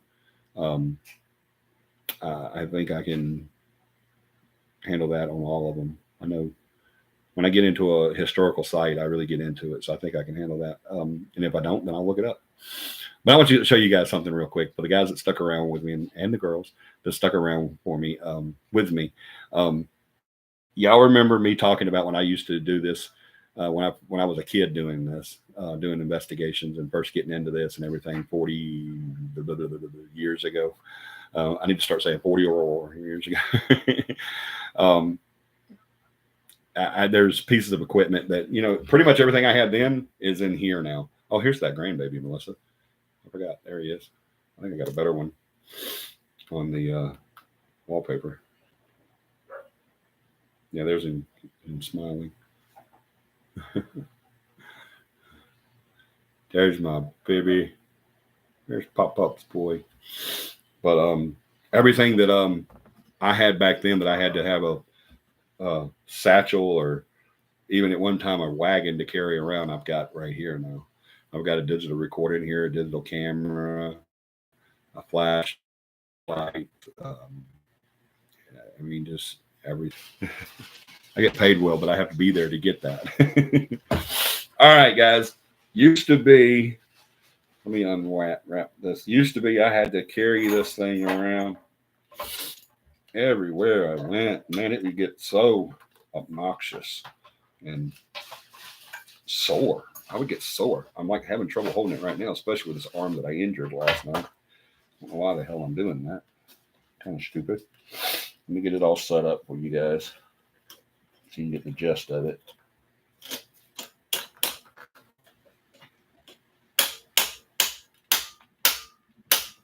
There we go. Okay, let's see if you guys know what this is.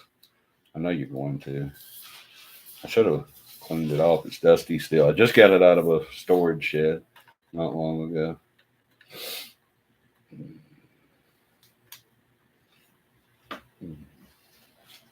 Okay, here we go. Go back here. Hope this isn't going to hurt my shoulder. I'll put it on this one. I have to put it on that one anyway, because that's where the viewfinder is. All right. Here we go.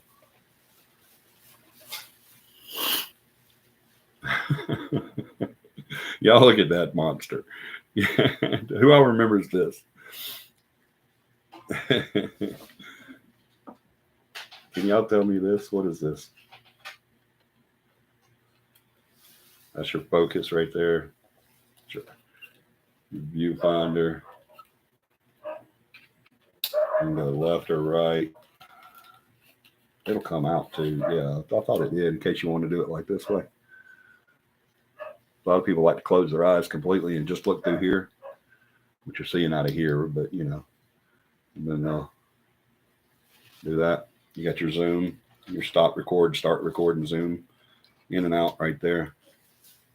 You got your light balance, your white balance, your outdoor indoor sun exposure, resolution on auto or open lens or closed. That's that monster. Look at that thing. And y'all know that the camera on this, smaller than the battery for this camera, is better. They got that tri-lens. It's better on this phone than the quality of the on this camera here.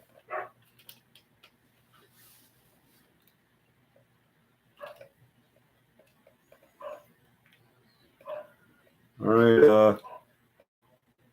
If you want to show themselves to me, go ahead.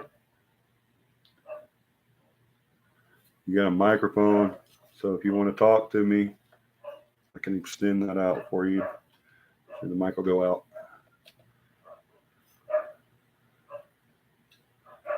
Focus in on the spirit. Start recording. Zoom. Anybody want to talk to me? Can you show yourself? I want to get you on film so I can have that grainy video to show people. Who all remembers this monster? Who all remembers that monster? I know there's people on here like John and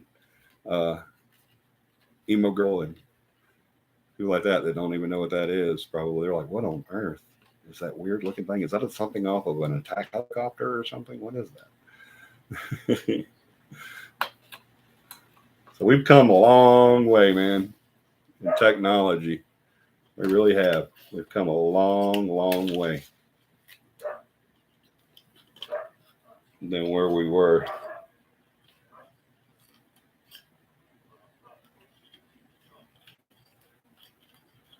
I knew what it was. I know you know what it is. And I'm not saying, I should have clarified that. I know that John and Emo Girl and all that, I know you know what it is. It's obvious what it is. But have you ever used one now? Have you ever actually used one?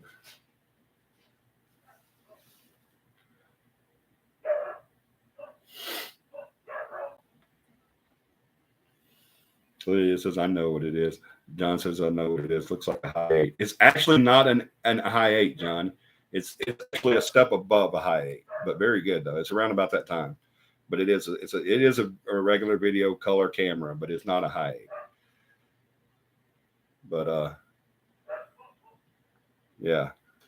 I wish I could. No, I'm not going to do all that. But yeah, this is what you used to have to use. And of course, this wasn't all of it either. You had the cords and stuff that went to your recorder. This plugged into your recorder and your audio. This was record and audio. That plugged into there. And I have another record somewhere. Oh, it's down there.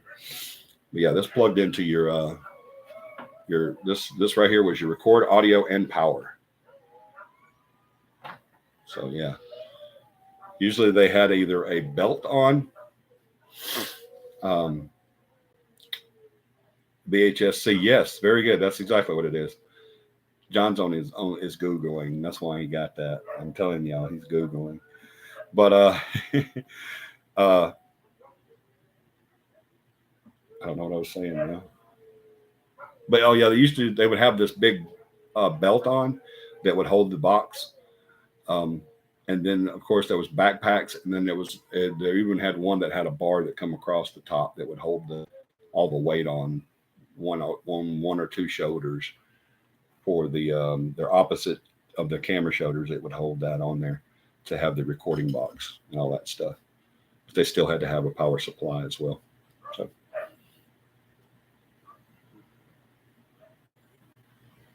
and back here, if you wanted someone to talk longer than what this would facilitate, excuse me, longer than what this would facilitate, because a lot of times a lot of news crews used these too when they first came out, because they were so much smaller than those big ones they had to push around on the ground. In the back here, you could hook up external microphones. You had an in-out port back here that you could have a microphone attached to the camera itself, and they would be standing in front of you like a news reporter and be holding a microphone. Now they don't even have to hold a microphone anymore because they have the little clips. They mic them up now. But I just thought that was interesting. I thought you guys might see that. I hadn't seen one in years, and when I seen this one, I was like, "Oh my god!" I was like, "I've got to get that," and just so I can show the team and show everybody. But I kept it in my truck so I could show the team, and we actually moved it out. Paramount put it up for me, but it was in the back of my truck. Yeah, that's right. It was in the back of yours. Dropped the cord to it, but yeah, how interesting is that? It's just Hubs used the backpack ones before. That's what that is, Hemo girl. That's exactly what that is. It's the backpack one. That cord that is attached to that one would go to your backpack, and that's where you would have your audio, video input and output and all that stuff, and record. So, can you tell us the history about the little girl in Wetumpka from Where's My Mommy? Absolutely, I can. I ain't thought about that one since I talked about that. What he's talking about there is a situation to where we had gone in and done an investigation at a place called what I called the Oven House. The reason being is because it was in the middle of July, and it was about mid-July when we started the tours, the investigations to put in the tours. Not when we started the tours. We started the tours months after that, or weeks after that, excuse me, a few weeks after we did finish the investigations. Because when we got to the point to where we could start the discussions, first we had to go in and see if there was anything that we could add, enough that we could add to facilitate an entire tour, that we could invite people and buy tickets and stuff like that. We'll make it very clear, because there's a team out there, 2 teams out there right now doing this, and I think it's trash. I think it's horrible. I think they're raping don't even get me started. But there's a team out there right now charging people to come to these different locations, and do like haunted tours and investigations and stuff like that. And they're charging. The team is profiting from that. I want to make something very, very clear. Very clear. CAPI has been involved between Mississippi, Alabama, and Georgia. CAPI has been involved in doing investigations, history tours. We've built several history tours throughout the years. CAPI has not one time have we ever collected money as a profit to any of those tours. With the exception of one, we've never collected money at all. Like literally at all. Not just for profit, because we never, we do pay money to do the investigations, and the history tours were not any different. We had to pay money. We had to pay gas and food and sometimes hotels. And we've had to spend money to do these tours. We always did. We always spent it. We even had a situation at Cahaba when we started that one, that every year we would do it. The curator of Cahaba would come to us and say, you know what? I'm giving you guys some of this money that we've raised over these past 2 weeks. We're getting some money from us. You're not going to not get anything out of this. I know you've paid money. And I told her, I said, if you give me any money, if you make me take this money, I'm just going to go to the state and donate this money to the park tomorrow. So we're not going to do it. We're not going to take any money. Now, I said, with the exception of one time, we did take money from one tour as a percentage of what they did. Guess where all of that money went? To equipment to do it again. Every dime of it. Not one dime went in my pocket to pay my light bill, or to pay my gas bill to get back and forth there, or to the co-founders or the team manager or any of the investigators. None of that money ever went to anybody on the team, any one person or individualized on the team. Not one red cent. It always went back to the venue that we were at, always. Now, from what I understand, one of these teams that's operating in Alabama is giving a percentage of it to the places that they go to. But a large percentage of it is going in their pockets. They're making money off of it. From what I understand, they're even either already started or talking about employing some of the people, so that because of how well they're doing as far as finances go.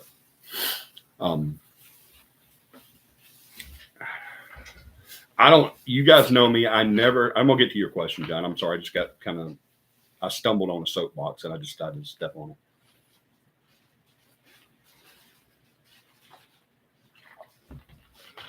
I never fault a team ever for doing the paranormal in a way that I don't agree with. I didn't say that, John. You did. But I never fault a team for doing something in the paranormal in their investigative style or procedures, or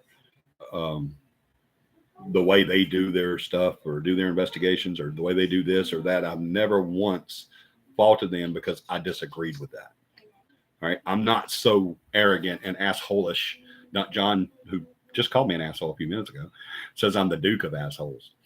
But I've never been such an asshole to where I have said that if you don't do it my way, you're an idiot and you just need to get out of this. All right. I would never do that just because I don't agree with what you do. You know, I don't tell people not to use spirit boxes, but yet to me, that's one of the most asinine, ignorant pieces of equipment to use. You know, I don't discourage people from putting graveyard dirt and coffin nails in their pockets, although to me, it's just dumb. You know, I don't discourage it. I never have and never will. People say I do, but I don't. I always say no. It's just I can't prove that it works, so I'm not going to use it. I can prove more that it don't work than I can that it does, so I'm not going to use it. Now, I have been a little bit more open when it comes to spirit boxes because somebody I care about very much has told me compelling stories on it. So I said, okay, I'm willing to, and I'm in the process of purchasing a spirit box. Oh my God, yes, I am. I'm going to gift it to that person though. But, excuse me, but excuse me, good Lord. I don't know what's wrong with me, guys. I'm sorry. I think I really am sick. But as far as the way they do their stuff and everything, I've never faulted them once. Do I fault anyone for profiting off the paranormal? Yes, I do. Absolutely, I do. If you're taking money from somebody and putting it in your pocket or putting it in your team's funds, then yeah, 100% I do. I fault that. I think that's wrong. I think it's what's wrong with the paranormal today.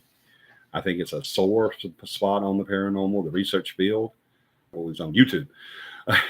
Let's say this YouTube channel blew up tomorrow, and we had, what do we have done, John? We have like 21, 22, maybe 2,300 people on here or something like that. What if that changed tomorrow to 23 million people? What if that did that? What if we all of a sudden had 23 million people on here? If it gets to 23 million, that's great because that's more people that are touched and that we can tell them the real paranormal about. That's awesome. That's why we do this show. That's why we do everything. that we do, all the side stuff that we do that CAPI does. We're going on the radio this Friday with a huge listener, 23.3 thousand. We do not have 23.3 thousand. Guarantee it. We have 2,000, maybe, but not 23.3 thousand. There's no way. Baby. I have two too. I think John did a misprint. There's no way we have two. We have 23,000. I mean, you got to go get tattoos right now. We do not have 23,000. There you go. That's much better. 2.3 thousand. That's what I thought. So we have 2,300 people and change on here. Let's say that turned to 2.3 million, or say 23 million, or 230 million. There's people on YouTube that's got millions and millions and billions of views. It doesn't matter how many people you have; it's the views is what they look for as far as monetizing it. But let's say they did that. Let's say it started doing that. Every dime that the show made would go back into the show. Okay, that's it. 2.23. Okay, so 2,230 people. There we go. I knew it. 2,000. Let's just say 2,000. 2,000 people. And that turned into 200 million tomorrow. Overnight, 200 million people looked at this and said, I want to be a part of this, and decided to hit the subscribe button. Will that make me happy? It would make me very happy. It would make me extremely happy. Why? Because money's going to start coming in? No, I'm not doing this show to make any money. I don't do anything with CAPI I don't do anything with the paranormal, not just CAPI, but with the paranormal to make any money. I've been doing this 40 plus years and I haven't made any money. I've spent a hell of a lot of it, but I hadn't made in it. I've been accused of it. I've been accused of taking people's money and stuff like that. And I've had psychic con artists, which what I call them psychic con artists, on here saying that I was misleading people and lying to them and profiting off of it. And I'm like, dear Lord, dyslexics of the world unite, right? You finally got it there. That's why I just said, let's just say 2,000. But yeah, I mean, I've had people accuse me of it, but I don't make any money off this. I have 230 people. There's no money there. All right, I don't have the views to make any money off this. And if that stays like that forever and we just keep doing this show for 2,230 people, then that's what we're going to do. I'm good with that. I don't do this show to make any money. Like I said, I love doing it for a whole bunch of people, but I'll do it for one every night. I don't care. It's not about money to us. It's not about any of that stuff. Well, you said that just because you don't agree with it, then they shouldn't do it. Absolutely. That's exactly what I said. Anything you want to do in the paranormal that I don't agree with, if you want to run a spirit box, go for it. I don't have a problem with that. I'm just saying I'm not going to do it. If you want to, what else? Crystals and graveyard dirt and all that stuff, go for it. I don't have a problem with it. If you want to wear St. Michael's around your neck, go for it. I don't have a problem with it at all. I promise you I don't. And I'll never put you down for doing it. I just don't. I just know for myself and my team that it does not work, and I'm not going to do it. That's just that. I mean, I don't go by. I told someone not long ago. They said that someone should listen. They were telling me that someone should listen to me. We were having a conversation, and they were saying, well, they really ought to listen to you because of the, look what you know. It's about how many times my feet warmed a floor in a house. It's about how many times I've walked into a historical site, done an investigation. It's about how many times I've gone to an abandoned school, hospital, or church and done an investigation. I don't care how long you sit on your tush looking to some guy with a cardigan sweater and bifocals on teaching you about the paranormal and parapsychology. I don't care how long I described one of the professors. That was a real guy. But I don't care how long. Yeah, you can move it. I don't care how long you did any of that. All right. I don't care how long I did any of that. Let me make this personal. I don't care how long I did any of that stuff. It doesn't matter. All right. What matters is how many times I've strapped an equipment belt on and walked into a friggin' house and said, can you hear me? All right. It's from the experience that I have is where all this comes from. Do I say nay to a piece of equipment that it doesn't work because it wasn't included in some course that I took or in some classroom that I sat in, or because some Carnegie guy didn't decide that it was anything right with it? No, it's because I've already used the damn thing and I've seen that it didn't work. That's why. And the silliness of stuff like sage and stuff like that is just, to me, it's mind blowing why you would use it. It doesn't work. It can't work. It doesn't have any reason to work. So, to me, I don't care if you use sage. I don't care. If you want to smell that horrible piss on a heater smell, go for it. That's what it smells like to me. It's piss on a heater. Yes, I know what piss on a heater smells like too, because I've pissed on a heater before. So, my brother and I used to think that it was really fun to put the flames out on our heater by pissing into it, because we used to have, y'all probably aren't going to know what I'm talking about, but there used to be heaters that had ceramic glass in there, and under that were little metal balls or holes that had gas kind of. Then we had gas that come into the house. You had to pay for it, just like you do power and water, and you light it, and that gas comes out of there. Well, we thought it was fun to put the fire out by peeing on them, so we'd stand at the heater and piss on the heater and put the fire out, and it stunk really bad. I don't know if y'all ever smelled burning pee, but it's not a very good smell. To me, it smells a lot like sage burning. That's the only way I can describe it. But if a team wants to use any piece of equipment that I don't agree with, I don't fault that team for that. I think that's a great thing to do. You find out for yourself that it doesn't work. That's great. Do it. And if it does work for you, then bring it to me and show me how you used it so that I can use it. All right? I'm open to that. So let me go over here. You could do it while I talk. She wants to show y'all some of her drawings. But if a team charges to investigate somebody's house or site, whether it be a historic or whatever, or if they charge people to come in and do it and profit off of it, then to me, that team needs to be ran out of the paranormal. That's a very pretty baby. John says, "Greetings, beautiful Dakota." Greetings, beautiful God. All right. Charging to investigate feels like to me that they're taking advantage of people who are maybe a little vulnerable in their present situation. It's exactly what it is. It's no better than a sorry piece of crap psychic. We have that kind of here in our bedroom. Do you really? Yeah, I've peed those out before. If you ever want to know what burning sage smells like, just piss on that heater and it'll go out. You don't do it, emo girl. That could be dangerous. But Preston can do it. Little girl. I'm going to get to the little girl, you impatient mule. God, he's such a warden. That's so pretty. Good job, little lady. Oh, emo girl says, good job. That was really pretty. Thank you. She said, thank you. Okay, the little girl. He has to get me in line, and I fuss at him for it, but he's still doing his job. And I know it, and it pisses me off. But no, it don't piss me off. I'm just playing. But John says hee haw. They don't even have You gotta love sharp John. tips.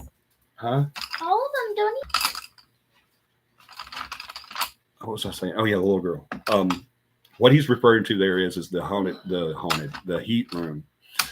For some reason, the only light in this room, this is a little house or a little building in the back of the shops in Wetumpka. I called it the heater house because it was like it was literally in the middle of July. 3 of the 4 walls were made out of metal, including the back door that the sun hit most of the day. And the only light source inside the room was a red heat light. Middle of July, metal room, heat light for light. Yeah, you can imagine. It's like 120, 130 degrees inside there. It's like a freaking oven. I couldn't handle it. I couldn't handle the heat. I have a condition called ACM to where I can't handle some things. Some things I can't handle. I can't handle nerves. I can't handle vibration. Noise doesn't hurt me that bad. Like sound and stuff like that doesn't bother me. But heat does. Cold, not so much, but heat does. I can't get too hot. And I'm a hot-natured person. So I couldn't handle it. I had to leave. It's one of those situations where I couldn't do an investigation and I had to go. So I left my case manager and team or co-founder in there to do the investigation with the client. And during that investigation, they got an EVP of a little girl. It sounded like a little girl, probably 8, 9 years old, something like that, saying, "Where's my mommy?" we later found out that there was an incident where, this is a true story, in Wetumpka, before they had a bridge from north to south of the town, or east to west of town. I think it's what it was, the east side and west side. Yeah, I think that's what it was. But there was no bridge across the river there. I believe that's the Coosa that runs through Wetumpka. They had no bridge there. And so whenever they would bring livestock into town to the stockyards to sell, they would have to go through the water. Anyone's ever been in the water there at Wetumpka, there's some spots there that you can actually, during the summer, or not always during the summer, but during the non-rainy season, you can see the rocks and trees and stuff that's underground, under the water there, not underground, but under the water, because there's shallow areas there. They do a lot of kayaking and canoeing down there, but it's very shallow. So they would run the livestock, the cows, horses, all that stuff would run across the water, across the river into Wetumpka to go to the stockyards to be sold and stuff. Well, back then kids didn't have PlayStations and laptops and phones and all the stuff that they got now. They didn't have stuff like that back then. So stuff like that, a bunch of horses and cows coming through the water into town was very exciting. So they would go down there and watch that. Something happened where a little boy and a little girl got into an argument, and the little boy pushed the girl into the water. The girl was unable to recover. There's two different stories. One says she drowned, she went under and never came back up. And there's another story that says that the reason why they were so close to the water at that point was because the horses were coming through. And there's another story that says she was trampled by a horse underwater and drowned. Either way, the girl did drown for whatever reason. The only thing that they know for a fact is that, I'm sure someone knows that was there that was probably no longer with us, but the only thing they know for a fact is that the little boy pushed the girl in the water and somehow she drowned. She either couldn't get back up, or for whatever reason she injured herself, or she was in a spot that was deep and she couldn't get out, or one of the livestock did hit her and she drowned. The little girl was said to be hollering mommy whenever she was trying to live. When she first goes into the water, people said she's screaming mommy, mommy, mommy. And so everybody came running to try to get to her, and they couldn't get to her in time. She got swept away or whatever. She died. And so us getting that EVP in that house, which is right there at the spot, the heat house is right there at the spot where the kids would have been watching the horses go through there. And that's where we were at whenever they got the EVP that said, where's my mommy? Saying it in a very distraught way. It broke my heart. It still does today when I hear it. It completely breaks my heart. It says, where's my mommy?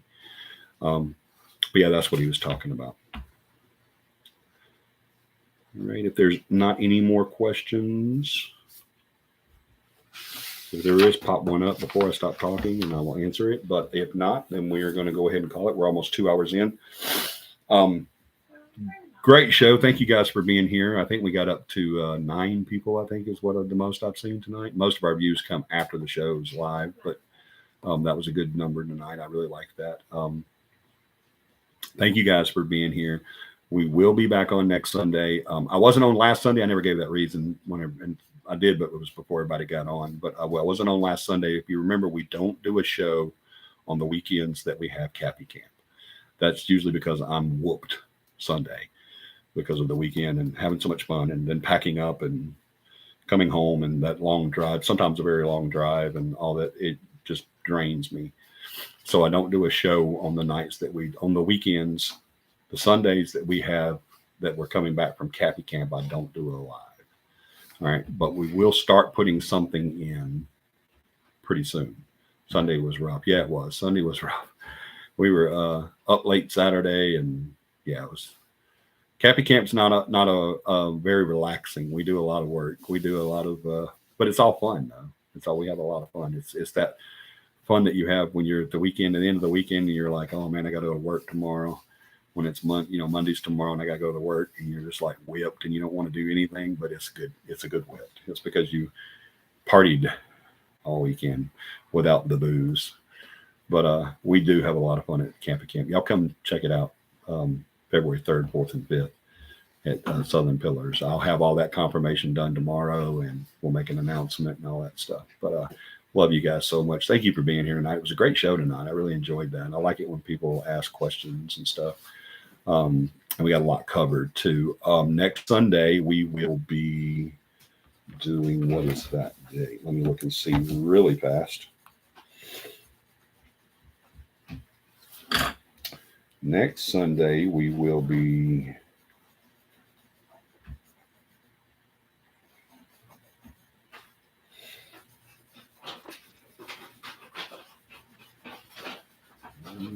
we don't have an investigation that weekend. Next Sunday, we will not have a show. Next Sunday is actually Paramama's birthday, and then the next day is Halloween. Yes, she was born on Hallows Eve. If y'all knew her like I do, you would understand why. Yeah.